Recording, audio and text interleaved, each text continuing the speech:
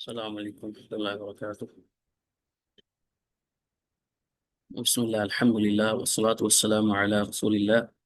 اللہم علمنا بما ينفعنا وانفعنا بما علمتنا وزدنا علما۔ رب اشرح لي صدری ويسر لي امری واحلل عقدۃ من لسانی يفقهوا قولی۔ اہلا وسہلا مرحبا بکم حیاکم اللہ وإیاکم۔ اللہ تعالیٰ سے دعا ہے کہ اللہ تعالیٰ آج کی اس حدیث کو اخلاص کے ساتھ پڑھنے، سمجھنے اور اس پر عمل کرنے کی توفیق عطا فرمائے۔ آج ہم الاربعین النوویہ کی حدیث نمبر 20 پڑھیں گے باذن اللہ۔ جیسا کہ عنوان ہے الحیاء من الایمان، حیا جو ہے وہ ایمان میں سے ہے یا ایمان کا حصہ ہے۔ عن ابی مسعود عقبۃ بن عمرو الانصاری البدری رضی اللہ عنہ قال قال رسول اللہ صلی اللہ علیہ وسلم ان مما ادرک الناس من کلام النبوۃ الاولى اذا لم تستحی فاصنع ما شئت۔ ابو مسعود عقبہ بن عامر نہیں عمر الانصاری البدری رضی اللہ عنہ وہ فرماتے ہیں کہ میں نے رسول اللہ صلی اللہ علیہ وسلم نے کیا فرمایا، قال رسول اللہ صلی اللہ علیہ وسلم، اللہ کے رسول صلی اللہ علیہ وسلم نے فرمایا، ان مما ادرک الناس من کلام النبوۃ الاولى، لوگوں میں مما ادرک الناس من کلام نبوت الاولى، جو پہلی نبوت ہے نا ان میں سے یا سابقہ نبوتوں میں سے جو چیز لوگوں تک پہنچی یا لوگوں نے پائی، ان میں سے ایک چیز کیا ہے، اذا لم تستحی فاصنع ما شئت، جب تو حیا نہ کرے تو پھر جو چاہے کر یا کر۔ یہ صحیح بخاری میں حدیث ہے۔ سب سے پہلے حسب معمول جو راوی حدیث ہیں جنہوں نے اس حدیث کو روایت کیا ہے ان کا مختصر تعارف پڑھتے ہیں۔ ان کی کنیت ہے ابو مسعود، یہ کنیت ان کی ابو مسعود ہے، اور نام کیا ہے، عقبہ بن عمر۔ یہاں پہ ایک ضروری چیز ہے، یہ جو لفظ ہے نا عمر، اس کو بعض لوگ اس کو امرو بول دیتے ہیں یا عمرو بولتے ہیں، حالانکہ یہ عمرو نہیں ہے، یہ عمر ہے۔ ایک لفظ ہے عمر اور ایک ہے عمر۔ یہ واو جو ہے نا عمر اور امر میں فرق کرنے کے لیے ڈالا جاتا ہے، یہ پڑھنے کے لیے نہیں ڈالا جاتا۔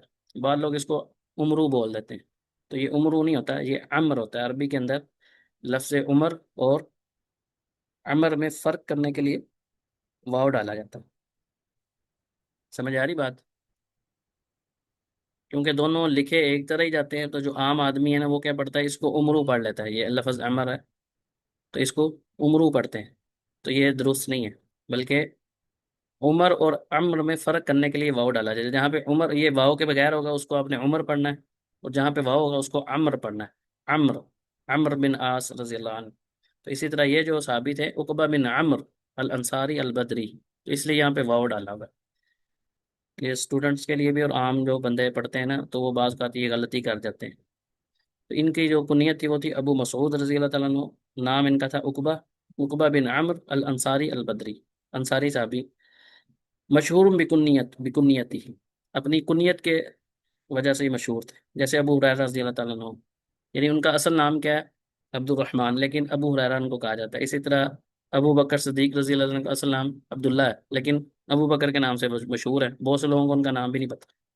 اسی طرح یہ بھی اپنی کنیت کی وجہ سے مشہور تھے، ابو مسعود، ٹھیک ہے۔ تو یہ جو پہلی جو رسول اللہ صلی اللہ علیہ وسلم نے ہجرت کرنی تھی، تو ہجرت سے پہلے حج کے موقع پہ جو چند صحابہ نے آپ صلی اللہ علیہ وسلم سے بیعت کی تھی اس میں بھی یہ حاضر ہوئے تھے۔ اس کے بعد جو دیگر جنگیں ہوئیں ان میں رسول اللہ صلی اللہ علیہ وسلم کے ساتھ شاید جو ہے نا وہ شریک ہوئے۔ ان کے ساتھ الانصاری البدری لکھا ہوا ہے، تو بعض نے لکھا ہے کہ یہ جنگ بدر میں شریک ہوئے تھے، اس بارے میں کنفرم نہیں ہے۔ بعض نے کہا کہ جنگ بدر میں شہید اس وجہ سے ان کو بدری کہا جاتا ہے، لیکن بعض نے کہا کہ ان کو یہ وہیں پہ رہتے تھے اس وجہ سے ان کو بدری کہا جاتا ہے، کیونکہ یہ وہیں پہ جہاں پہ یہ بدر کا کنواں ہے وہاں قریب ان کی رہائش تھی۔ اس کے بعد یہ کوفہ چلے گئے، اور سیدنا علی رضی اللہ عنہ کے قریبی ساتھیوں میں سے تھے، اور سیدنا علی نے ایک دفعہ ان کو، جب آپ کسی مہم پہ گئے یا شہر سے باہر جانا تھا، تو اپنی جگہ ان کو نائب بنا کے بھی گئے تھے، اور یہ 40 ہجری میں فوت ہوئے۔ یہ بعض نے کوئی اور تاریخ بھی ساتھ ذکر کی ہے، ان سے 202 احادیث برمی ہیں اس صحابی رسول سے۔ یہ جو حدیث ہے نا آج کی، یہ بڑی ہی آپ یوں سمجھ لیں کہ انسان کے جو اخلاقیات کے حوالے سے معاملات ہیں سارے، بچہ ہو بڑا ہو سب کے لیے، یہ اس میں بڑی ہمارے لیے یوں سمجھ لیں کہ جو سب سے اہم احادیث ہیں ان میں سے ایک ہے۔ اذا لم تستحی فاصنع ما شئت۔ تو پہلے ہم نے حدیث کا متن پڑھا ہے، کیونکہ کچھ اسٹوڈنٹ بعد میں آئے ہیں، انہوں نے دوبارہ پڑھ لیتے ہیں کہ قال رسول اللہ صلی اللہ علیہ وسلم، اللہ کے رسول نے فرمایا ان مما ادرک الناس من کلام النبوۃ الاولی، کہ لوگوں نے سابقہ نبوت میں سے جو چیز لوگوں تک پہنچی ان میں سے ایک چیز کیا ہے؟ اذا لم تستحی فاصنع ما شئت، اگر تو حیا نہ کر تو پھر جو چاہے کر۔ تو پہلا ہے من کلام النبوہ، مما اتفق علیہ الانبیاء، یعنی سے مراد یہ ہے کہ جو سابقہ انبیاء جس پہ متفق رہے ہیں، وندبوا الیہ، جس کی انہوں نے تعریف کی، اس کے اوپر ابھارا، تو ان میں سے ایک چیز کیا ہے جو لوگوں تک پہنچی ہے؟ یا تو کتابوں کی شکل میں پہنچی ہے، یا ہماری جو وحی ہے اس کے ذریعے ہم تک پہنچی ہے، جو سابقہ انبیاء کے معاملات ہیں، قصے ہیں، یا ان کی جو تعلیمات ہیں، وہ ہم تک دو ہی طریقے ہیں، یا تو کتابی شکل میں ہم تک پہنچ گئی، یا پھر وحی کے ذریعے رسول اللہ صلی اللہ علیہ وسلم نے ہمیں بتلایا۔ قرآن بھی ہو سکتا ہے، حدیث کے اندر جو واقعات ہیں بنی اسرائیل کے وہ، یا جو لوگوں کے اندر نقل ہو کر ہم تک پہنچے۔ تو اس میں سے ایک چیز کیا ہے؟ یعنی یہ ایک ایسی چیز ہے جس پہ تمام انبیاء کا اتفاق تھا، اذا لم تستحی من الحیا، یعنی حیا سے مراد ہے کہ اگر تم میں حیا نہیں ہے تو پھر جو مرضی کرو۔ اب جو حیا ہے وہ کیا ہے؟ وہ ایک ایسا اخلاق ہے جو انسان کو اچھے کام کرنے کی ترغیب دلاتا ہے اور برے کام سے بچنے کی تلقین کرتا ہے۔ یعنی انسان کے اندر ایسی صفت ہو کہ جب وہ اچھا اچھا کام کرنے کا اس کا دل کرے اور برے کام کی کراہت اس کے اندر آئے، یہ جو چیزیں ہیں اس کو حیا کہتے ہیں۔ اور جو فصنع ما شئت ہے، اس کا ایک معنی تو ہمارے ہاں معروف ہے، یہ تو عام میں سے بھی ہر بندے کو پتا ہوگا، وہ کیا ہے؟ کہ جب تم میں حیا نہیں تو جو چاہے کرو، یعنی اس سے کیا ہوتا ہے کہ بندہ بغیرت ہو گیا ہے، اس کے اندر حیا نہیں ہے، اب جو دل کرے کرو۔ یہ عموماً یہ پہلا معنی یہ بیان کیا جاتا ہے، اور یہ اکثر معروف بھی ہے۔ لیکن اس کا ایک اور معنی یہ بھی ہے کہ جس کام کو کرتے ہوئے آپ کے اندر حیا نہ آئے، یعنی آپ کو شرم محسوس نہ ہو، آپ کو ایسا فیل نہ ہو کہ یہ برا کام ہے، تو پھر اس کام کو کر لینا چاہیے۔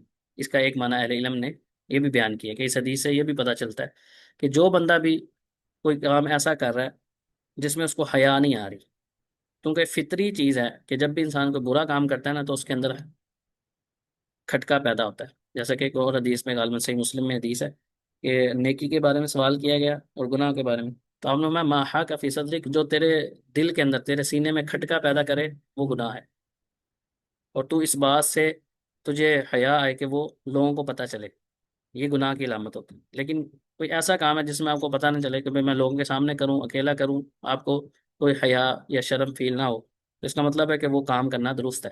اس کا ایک معنی اہل علم نے یہ بیان کیا۔ دوسرا معنی وہی جو پہلے، کہ انسان کے اندر شرم نہیں ہے تو پھر جو مرضی کرے، جس بندے کے اندر حیا ہی نہیں ہے وہ جو بھی کرتا پھر اس کو پھر کیا لوگوں کی پرواہ ہی نہیں ہوتی۔ تو یہ دونوں معنی اپنی اپنی جگہ پہ درست ہیں۔ بہرحال یہاں پہ رسول اللہ صلی اللہ علیہ وسلم نے کیا فرمایا؟ آپ کے جو الفاظ ہیں وہ کیا ہے؟ فصنع ما شئت، پھر تو جو چاہے کر۔ تو یہ فعل امر یعنی حکم دیا جا رہا ہے، تو حکم کا مطلب یہ نہیں کہ اس کو اجازت جو مرضی کرے۔ تو اس کی وجہ سے دو معنی اہل علم نے بیان کی، یعنی یہ ایک معنی تو یہ ہے کہ ایک طرح کا اس کے اندر وعید ہے، تحدید کہتے ہیں کسی چیز سے ڈرانا، اس کی مذمت بیان کرنا، کہ جب تم سے حیا چھین لی گئی ہے تو پھر جو تمہارا دل کرے کرو، ایک تو یہ معنی ہے۔ اور دوسرا جو میں نے بیان کر دیا کہ اگر کسی کام کو کرتے ہوئے آپ کو شرم نہیں آ رہی، جس کا مطلب وہ کام کرنا جائز ہے، صحیح ہے، کیونکہ جو فطرت ہے نا، میں فطرت کی بات کر رہا ہوں، اس سے بعض لوگ یہ نہ سمجھیں گے ٹھیک ہے جی مجھے فلاں کام اچھا نہیں لگتا، اچھا لگتا ہے، یا مجھے کرتے ہوئے شرم نہیں آتی اس لیے زیادہ میں وہ کر رہا ہوں۔ کیونکہ جو بندہ کسی برائی کے اندر رچ بس جاتا ہے نا، جس کا دل سیاہ ہو جاتا ہے، تو اس کے لیے پھر برائی اور اچھائی کے درمیان کوئی فرق کرنا اس کو خود ہی نہیں پتا ہوتا۔ تو میں ایسے لوگوں کی بات نہیں کر رہا، یہاں پہ ہم ایسے لوگوں کی بات کر رہے ہیں جو فطرت سلیمہ پر ہے۔ مثال کے طور پہ ایک چھوٹا بچہ ہے، بچہ کبھی جھوٹ نہیں بولتا، دنیا جہاں کا کوئی بھی بچہ ہو، مسلمان ہو یا کافر ہو، انسان کی فطرت کے اندر جو ہے نا وہ کیا ہے؟ سچائی سے محبت کرنا اس کی فطرت میں شامل ہے۔ کوئی دنیا کا بندہ ایسا نہیں جو جھوٹ کو پسند کرتا، بچوں کی بات کر رہا ہوں، کیونکہ ان کی فطرت ابھی سالم ہوتی ہے، کوئی اس کے اندر ابھی امیزش نہیں ہوئی۔ جیسے جیسے بڑے ہوتے ہیں، ماحول جس طرح کے ماحول میں ملتا ہے ویسے ماحول میں پھر وہ ان کی فطرت مسخ ہو جاتی ہے۔ اور جیسا کہ آج آپ دیکھ لیں کہ مرد کی مردوں سے شادی ہو رہی ہے، عورتوں سے شادیاں کر رہے ہیں، اب یہ کیا ہے؟ یہ فطرت مسخ ہو چکی ہے ایسے لوگوں کی، ورنہ فطرتاً یہ کوئی بندہ بھی اس چیز کو پسند نہیں کرتا۔ کوئی بھی بندہ چاہے غیر مسلم ہے نا، وہ بھی آج کے دور میں بھی جو غیر مسلم لوگ ہیں، جو ان کی فطرت کسی حد تک ٹھیک ہے یا نارمل انسان کے بچے ہیں نا، وہ اس چیز کو ناپسند کرتے ہیں، کراہت آتی ہے ان چیزوں سے۔ لیکن جن کی فطرت مسخ ہو چکی ہے وہ ان چیزوں کو نارمل کر رہے ہیں، قانون بھی پاس کر رہے ہیں۔ اسی طرح جھوٹ ہے، اسی طرح امانت میں خیانت کرنا ہے، بچے کو بھی آپ دیکھیں، بچہ کو چھوٹی سی چیز چراتا ہے یا وہ کرتا ہے تو کیا کرتا ہے، چھپ کے کرنے کی کوشش کرتا ہے. اب یہ جو اس کے اندر چھپنے کی چیز آئی کیوں آئی ہے؟ کیونکہ وہ کام صحیح نہیں ہے، اس کو پتہ ہے کام میں غلط کر رہا ہوں. بچہ تھوڑا سا جو بالغ بچہ ہے، کوئی 14 15 سال کا ہے، 16 سال، جب وہ سگریٹ پینے لگتا ہے تو کیا کرتا ہے، وہ چھپ کے پیتا ہے، والدین سے دوستوں سے چھپ چھپ کے پیتا ہے. کیوں چھپ رہا ہوتا ہے؟ کیونکہ یہ فطرت کے اندر ہے کہ یہ کام ٹھیک نہیں ہے. تو اس حدیث کا دوسرا جو معنی ہے وہ یہ ہے کہ جب آپ کو کسی کام کے کرنے میں حیا نہ آئے تو اس کا مطلب وہ کام ٹھیک ہے. تو یہاں پہ میں فطرت سلیمہ کی بات کر رہا ہوں، جس کی فطرت مسخ ہوگی اس کو تو ہم اس میں نہیں ذکر کر رہے. تو حدیث کے اندر یہ دونوں معنی اہل علم نے بیان کیے. تو پہلے اس حدیث کا جو فائدہ ہے وہ یہ ہے کہ انبیاء کی جتنی بھی تعلیم ہے، پہلے جو انبیاء تھے ان کی وہ مین ایک ہی تھی. جیسے توحید کا انہوں نے دعوے دی، قرآن پاک میں بھی آ گیا کہ جتنے بھی ہم نے انبیاء کو، ان کا ایک ہی تھا کہ صرف ایک اللہ کی عبادت کرو اور طاغوت کا، کفر کا انکار کرو. تو یہ انبیاء سے چلتے چلتے ہم تک پہنچی ہیں. اسلام کی مین تعلیمات ایک ہی ہیں، اخلاق سے ریلیٹڈ جو بھی ہیں، لیکن یہ ہے کہ اسلام نے آ کے ان کو مزید مکمل کی ہے. اسی طرح دوسرا جو ہے نا وہ کیا ہے کہ جو حیا ہے نا، یہ ایک اچھی صفت اور اچھا اخلاق ہے. یہ ایسا نہیں ہے جس پہ ہم لوگوں کو، بعض لوگوں کو آپ نے دیکھا ہوگا کہ وہ جو بندہ حیا کرتا ہے نا اس کو کیا کہتے ہیں، اس کو یعنی یوں سمجھ لیں کو شرم دلا رہے ہوتے ہیں. اس کو کہتے ہیں یار یہ بندہ ٹھیک نہیں ہے، بہت زیادہ شرمیلا ہے. تو شرمیلا ہونا یہ کوئی برا وصف نہیں ہے، یہ اچھی بات ہے. یہ دو طرح کی چیز ہوتی ہے جو حیا ہے نا. ایک ہوتی ہے پیدائشی طور پہ بندہ جو ہے نا وہ شرم و حیا والا ہو. یعنی بعض ایسے بچے ہوتے ہیں وہ شروع سے ہی کم بات کرتے ہیں، کم گو ہوتے ہیں، یعنی ضرورت کے تحت انہوں نے بات کرنی ورنہ خاموش رہتے. تو یہ کوئی بری چیز نہیں ہے، اچھی چیز ہے. ہمارے یہاں اگرچہ بعض لوگ اس کو برا سمجھتے ہیں کہ یہ بات نہیں کر رہا، اس کے اندر کانفیڈینس نہیں ہے، یہ نہیں. تو یہ ایسی بات نہیں ہے. ایک بندہ بات کر ہی نہیں پا رہا ہے، ایک یہ الگ معاملہ ہے. لیکن جو حیا والا ہے، شرم ہے، یہ اس کو اسلام نے کیا کہا ہے کہ ایمان کا حصہ ہے. حیا کرنا یہ اچھی چیز ہے، کوئی بری بات نہیں ہے. کہ انسان جو ہے وہ ضرورت کے ٹائم بات کرے، جتنا اس کو کام ہے اتنی گفتگو کرنا، خاموش رہے. کیونکہ خاموشی میں کیا ہے، راحت بھی ہے، سکون بھی ہے.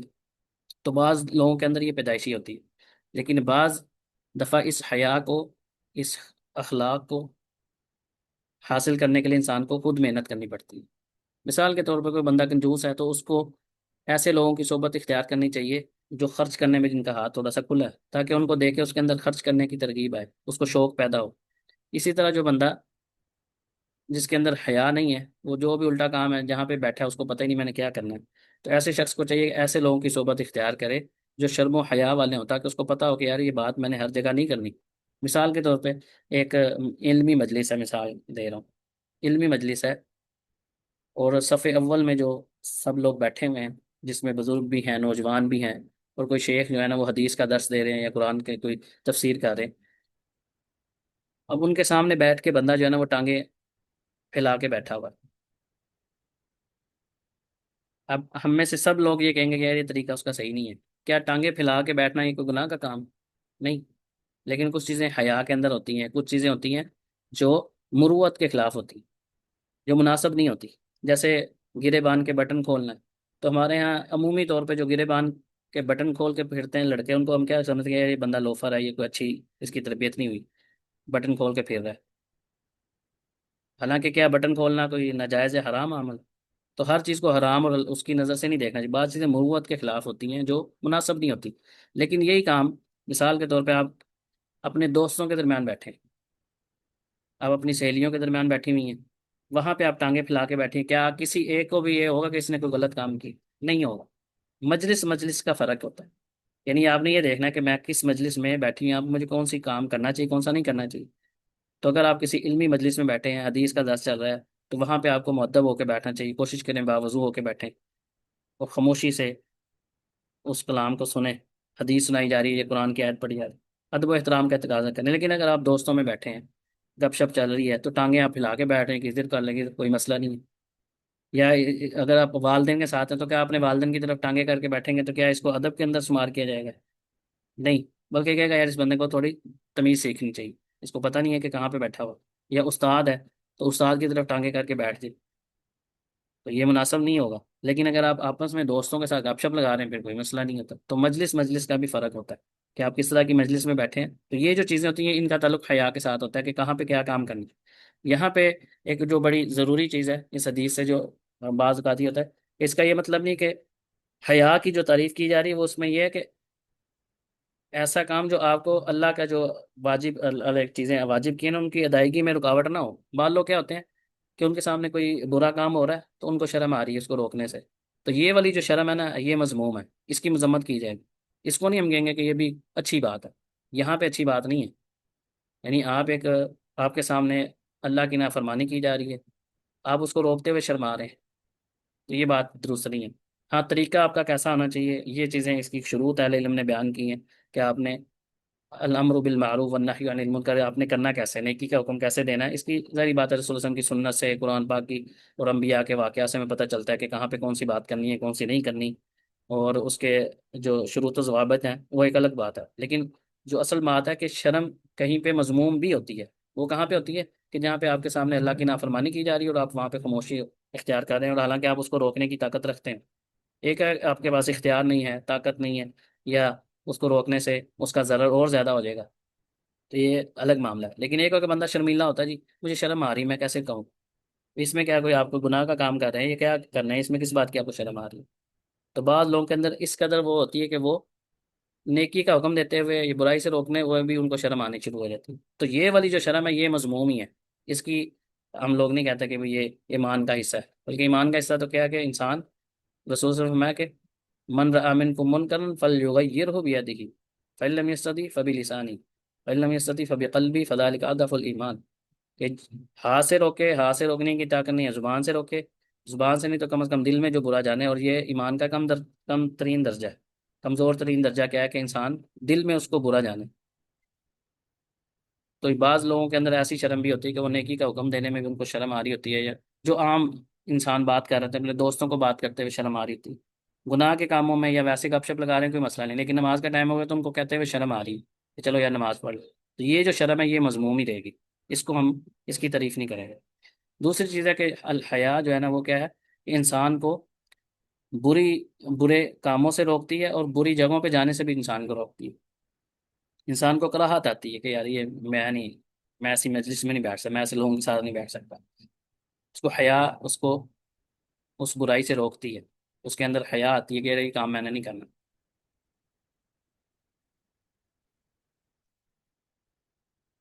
اسی طرح جس معاشرے کے اندر کسی چیز کو برا سمجھا جاتا ہے اور وہ حقیقتاً بھی بری ہو، یا اس کا جو نفس ہے، جیسے کہ میں نے ابھی کچھ دیر پہلے آپ کو بتایا کہ صحابی نے نیکی کا پوچھا تو آپ نے میں کہ جو چیز تجھے خوش کرے، اور گناہ کیا ہے کہ جو چیز تیرے دل کے اندر کھٹکا پیدا کرے اور تجھے اس چیز سے تو خوف کرے کہ لوگوں کو اس چیز کا پتہ چلے، یعنی اس چیز کو ناپسند کرے تو۔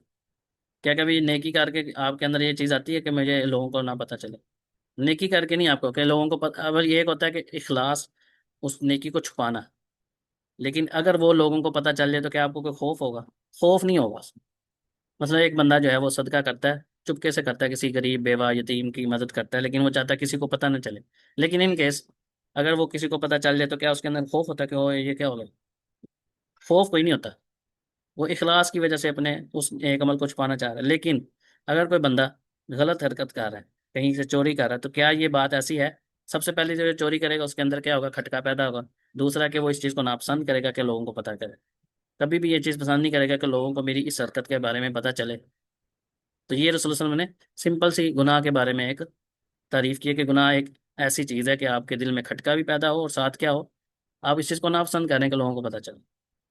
تو ایسی جگہ سے، ایسے کام سے انسان کو رک جانا چاہیے جہاں پہ مجموعی طور پہ کسی معاشرے میں ایک چیز کو اچھا نہیں سمجھا جاتا، وہ کام کر رہے ہیں لوگوں کے لیے نئی چیزوں، لوگ آپ کے بارے میں بات کریں، آپ کی عزت کے بارے میں، یار یہ تم نے کیا حرکت کی، تو ایسی چیزوں سے انسان کو رکنا چاہیے، اور یہ چیزیں انسان کے اندر حیا ہو تو تبھی انسان باز آتا ہے، ورنہ جس کے اندر حیا نہیں ہے وہ سرے عام بھی بہت ایسی چیزیں کر رہا ہوتا ہے جس کو عام انسان سوچ بھی نہیں سکتا کہ کیا کوئی شخص ایسا کام پبلک میں کر سکتا ہے کہ نہیں کر سکتا، نہیں کرتے لوگ، لیکن جن کے اندر شرم و حیا نہیں ہوتی وہ بڑا کچھ کر دیتے ہیں۔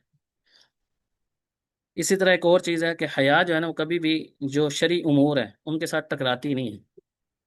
ایسا نہیں ہو سکتا کہ اللہ تعالیٰ نے کسی چیز کا حکم دیا اور وہ انسان کو شرم آ رہی ہے اس کو کرنے میں۔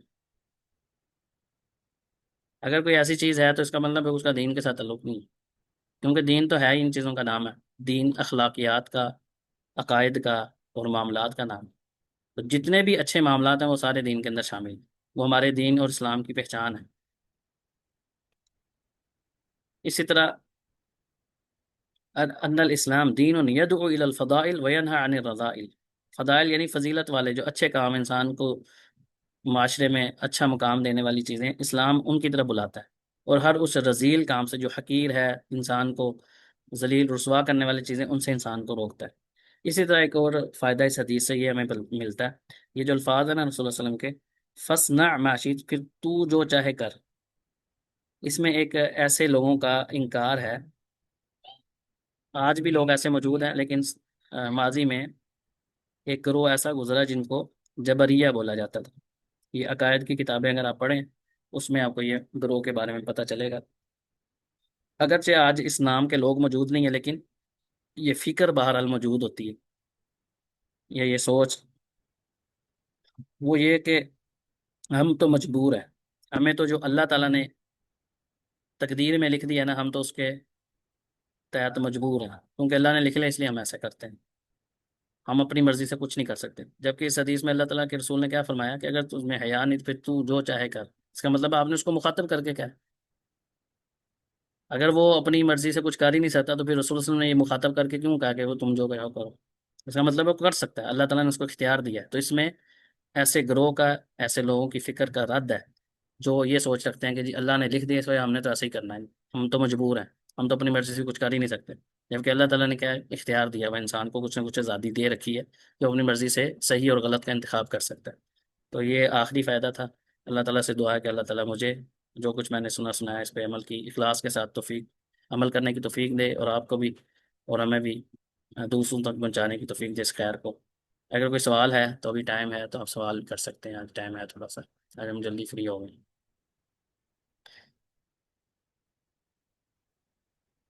اگلے ہفتے ہم جو ہے نا انشاءاللہ دین پر استقامت اس حوالے سے پڑھیں گے بإذن اللہ، حدیث نمبر 21۔ ٹھیک ہے، بارک اللہ فیکم، سبحانک اللہم و بحمدک، نشہد ان لا الہ الا انت، نستغفرک و نتوب الیک، وصلی اللہ علی نبینا محمد وعلی آلہ وصحبہ اجمعین۔ السلام علیکم ورحمۃ اللہ وبرکاتہ۔